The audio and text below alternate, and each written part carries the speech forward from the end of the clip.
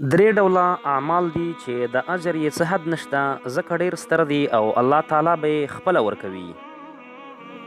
اول خلکو ته عفوه او بخښنه کول.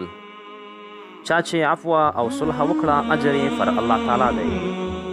دویم صبر کول. صبر کوونکو مؤمنانو ته فراخه او بې حسابه اجر شته. دریم روژه چې اجر یې لای تناهي ده، ځکه حدیث شریف کې راځي چې د آدم اولادې ټول اعمال خپل دي، خو یوازې روژه ده چې زما لپاره ده او اجر یې زه ورکوم. د آخرت په سخته ورځ به اواز کوونکي اواز وکړي چې چیرې دي هغه خلک چې اجر یې پر الله تعالی دی. نو صبر کوونکي، روژه نیونکي او خلکو ته بخښنه کوونکي به رامخته شي. السلام علیکم ورحمت الله وبرکاته.